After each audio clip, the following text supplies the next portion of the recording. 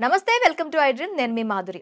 వెన్నుపూసల సమస్యలు ఈ మధ్య చాలా ఎక్కువగా చూస్తున్నాం. స్పైనల్ కార్డ్‌లో సమస్య రావటం వల్ల చాలా ఇబ్బందులు పడేవాళ్ళు, చాలా ఎక్కువగా బాధపడేవాళ్ళు ఈ మధ్య కాలంలో ఎక్కువగా కనిపిస్తూ ఉన్నారు. మరి ఈ స్పైనల్ కార్డ్‌ని ఎలా రక్షించుకోవాలి?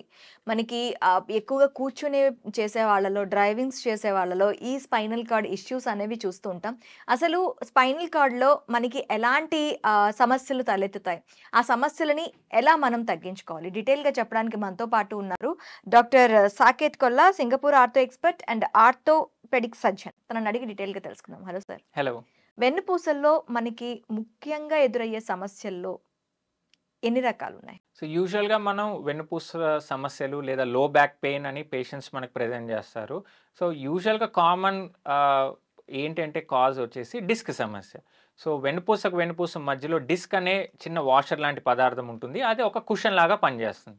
సో, అది జారి నరాల మీద ఒత్తిడి పడితే వాళ్ళకి విపరీతమైన నడుము నొప్పి రావడం, నడుము నుంచి కాళ్ళ వరకు తిమ్మిర్రు రావడం, గుంజినట్టు ఉండడం, లాగినట్టు ఉండడం, తిమ్మిరి రావడం, కొంతమందికి స్పర్శ తగ్గడము, గుచ్చినట్టుగా సూదులతో గుచ్చినట్టుగా ఉండడం, ఇవన్నీ మనం సిమ్టమ్స్ చూస్తూ ఉంటాం. సో, ఇదన్నీ ఇప్పుడు ఇంతకుముందు పూర్వకాలంలో మనం ఏంటంటే ఏజ్‌తో పాటు అరుగుదలని వెన్నుపూస కూడా అరుగుదలని మనం స్పాండిలైటిక్స్, లంబార్ స్పాండిలైటిస్ అని మనం అనేవాళ్ళం. సో, ఇప్పుడు ఏంటి అంటే సాఫ్ట్‌వేర్ ఇండివిడ్యువల్స్ ఎస్పెషల్లీ కంప్యూటర్ మీద పనిచేసే వాళ్ళలో లేదా బ్యాంకింగ్ సెక్టార్ కూడా వాళ్ళు కూడా సిస్టమ్ వర్క్ ఎక్కువగా ఉంటుంది. ఈ వైట్ కాలర్ జాబ్స్ ఎక్కువగా వచ్చేసేయడం వల్ల ఎక్కువగా రాంగ్ పోస్చర్‌లో పనిచేయడం వల్ల ఈ వెన్నుపాము మరియు వెన్నుపూస మీద ఎక్కువ ఒత్తిడి పడి ఈ డిస్క్ సమస్యలనేవి మనం రెగ్యులర్‌గా చూస్తా ఉన్నాం. అయితే ఎక్కువగా కూర్చోని వాళ్ళలో కూడాను ఈ సమస్యలు ఎక్కువగా ఉంటాయి. దీనికి ఎందుకంటారు? అంటే వాళ్ళు సర్టెయిన్‌గా లేచి తిరగడం ఇలాంటివన్నీ చేస్తూ ఉన్నప్పటికి కూడా కొంతమందికి ఈ డిస్క్ సమస్యలనేవి ఉంటాయి. దాంట్లో అవి ఎందువల్ల వచ్చుండొచ్చు? ఓకే. సో, ప్రదాకా కూర్చొని పనిచేయడం రాంగ్ పోస్చర్ మనం ఇంతకుముందు అనుకున్నట్టు వాళ్ళ చైర్ పోస్చర్ సరిగ్గా లేకపోయినా, వాళ్ళు మానిటర్ సరిగ్గా హైట్ పైన లేకపోయినా, లేదా ల్యాప్‌టాప్స్ ఈ మధ్య కాలంలో వర్క్ ఫ్రమ్ హోమ్ వచ్చిన తర్వాత కూడా ల్యాప్‌టాప్స్ వాళ్ళ ఒళ్ళో పెట్టుకొని బెడ్ మీద కూర్చొని పనిచేయడం వల్ల కూడా వాళ్ళకి తెలియకుండానే 70-80 కేజీలు బరువు రాంగ్ పోస్చర్‌లో వాళ్ళ అంత ఒత్తిడి వాళ్ళ నడుము మీద పడడం వల్ల వాళ్ళ కంఫర్టబుల్‌గా 3-5 ఇయర్స్ పని చేయొచ్చు కానీ తర్వాత ఏమవుతుంది వాళ్ళకి అంటే నెమ్మదిగా ఈ డిస్క్ జారడము, నర్వ్ ప్రెస్ అవ్వడము, దాంతోపాటు ఈ సిమ్టమ్స్ రావడము, విపరీతమైన వెన్నునొప్పి రావడం, ఇంకా ముఖ్యంగా విటమిన్ డి లోపం వల్ల కూడా నడుము నొప్పి రావడం మనం చూస్తూ ఉంటాం. సో, వాళ్ళకి కూడా సన్‌లైట్ ఎక్స్‌పోజర్ ఉండదు. సో, విటమిన్ డి ఏంటంటే ఏదైతే ఆ విటమిన్ ఉంటుందో సన్‌లైట్ ఎక్స్‌పోజర్ మన చర్మం కింద ఉండే కొలెస్ట్రాలే లివర్, కిడ్నీస్‌కెళ్ళి active form of vitamin D కింద తయారవుతుంది. కానీ సన్‌లైట్ ఎక్స్‌పోజర్ లేకపోవడం వల్ల వాళ్ళకి విటమిన్ డి డెఫిషియన్సీ అనేది కంపల్సరీ. మనం 10 మందికి బ్లడ్ టెస్ట్ చేస్తే 7-8 మందికి విటమిన్ డి అనేది డెఫిషియన్సీ లెవెల్స్‌లోనే మనకు చూపిస్తుంది ఈ మధ్య కాలంలో. ఓకే. అయితే వీళ్ళు ఎలాంటి ట్రీట్మెంట్స్ తీసుకోవాలి అంటారు? ఒకవేళ డిస్క్ ప్రాబ్లమ్స్ వచ్చాయి అనుకోండి, వాళ్ళు ఎలాంటి ట్రీట్మెంట్స్ తీసుకుంటే బావుంటుందంటారు?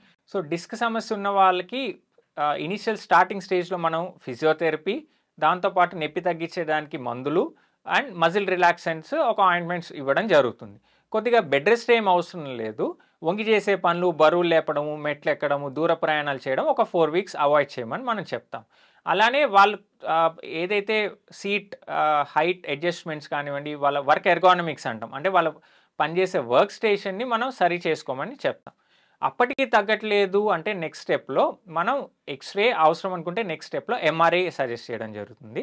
ఎంఆర్ఐ అడ్వాంటేజ్ ఏంటంటే ఎన్ని లెవెల్స్‌లో డిస్క్ జారింది, నరం మీద ఎంత ఒత్తిడి పడిందో మనకి తెలుస్తుంది. కొద్దిగానే నరం మీద టచ్ అవుతుంది అంటే ఈ మెడిసిన్స్, రెస్ట్, ఫిజియోథెరపీతో పెయిన్ అనేది తగ్గడం జరుగుతుంది. కానీ ఇంకా ఎక్కువగా ప్రెస్ అవుతుంది, ఎంత ట్రీట్మెంట్ చేసినా తగ్గట్లేదు అంటే మాత్రం 2 ఆప్షన్స్ ఉన్నాయి.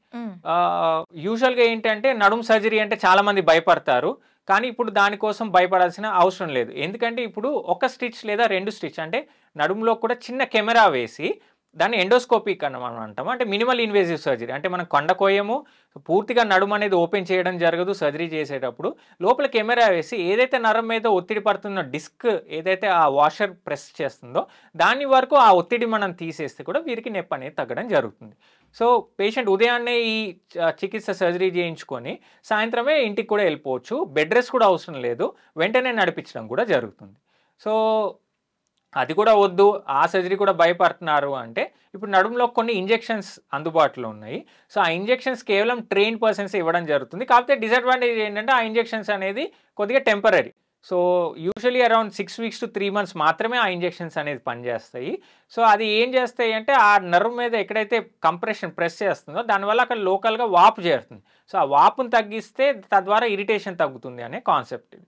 సో ఆ ఇంజెక్షన్స్ ఏదైతే ఉంది ఇంజెక్షన్స్ కూడా డే కేర్లోనే, అంటే మనం చేసేది మేజర్ సర్జరీ ఆ ఇంజెక్షన్ చేసేది ఏదో ఎండోస్కోపీ చేసుకుంటే పర్మనెంట్ సొల్యూషన్ వీళ్ళకి వస్తుంది. కాబట్టి ఈ కీ హోల్ ప్రొసీజర్ లేదా ఎండోస్కోపీ అంటే ఒక కుట్టు లేదా 2 కుట్లతో చేసేది కూడా అడ్వాన్స్డ్ ఉందని ఇప్పుడే లేటెస్ట్గా వచ్చిందని జనాలకి తెలియజేయడం జరుగుతుంది. అయితే ఇప్పుడు ఒక్కసారి చేయించుకున్నారు. అది బల్జ్ అయితే తీసేశారు. ఆ తీసిన తర్వాత కూడా మళ్ళీ వీళ్ళకి వచ్చే ఛాన్సెస్ ఉంటాయా? సో ఒక్కసారి డిస్క్ కంప్రెషన్ తీసిన తర్వాత రెగ్యులర్గా ఒక 6 వారాలు కొద్దిగా జాగ్రత్తగా ఉండి దాని తర్వాత మళ్ళీ ఎక్సర్సైజెస్, స్పైన్ స్ట్రెంథనింగ్ ఎక్సర్సైజెస్ అనేది మనం చేపించడం జరుగుతుంది. ఈ లెవెల్లో ప్రాబ్లం లేకపోయినా ఇప్పుడు పై లెవెల్లో మళ్ళీ సేమ్ ప్రాబ్లమ్ స్టార్ట్ అయ్యే ఛాన్స్ ఉంది ఒకవేళ వీళ్ళు ప్రాపర్ ప్రికాషన్స్ తీసుకోకపోతే. సో దీన్నే మనం ఎడ్జసెంట్ స్పైన్ సెగ్మెంట్ డిజీజ్ అని మనం అంటాం.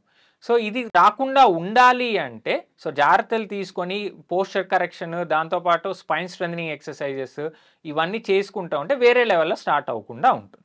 సో వేరే లెవెల్లో స్టార్ట్ అయ్యి లేదా 2 లేదా 3 లెవెల్స్లో ఇదే ప్రాబ్లం ఉంది, కీ హోల్ ద్వారా అవ్వట్లేదు అంటే అప్పుడే కేవలం ఓపెన్ చేయాల్సి వస్తుంది. లేదా ఇప్పుడున్న అత్యాధునికమైన టెక్నాలజీతో మనం ఎండోస్కోపీ ప్రొసీజర్ ద్వారానే minimal invasive, so 1 stitch recover చిన్న 1 కుట్టు 2 కుట్లతో అయిపోతుంది. కాబట్టి మొబిలైజేషన్ తొందరగా నడిపిస్తాం కాబట్టి రికవరీ కూడా ఫాస్ట్గా ఉంటుంది. వాళ్ళు వెంటనే వాళ్ళ ఆఫీస్ జాబ్ కూడా వెళ్ళిపోవచ్చు. Okay doctor, thank you very much.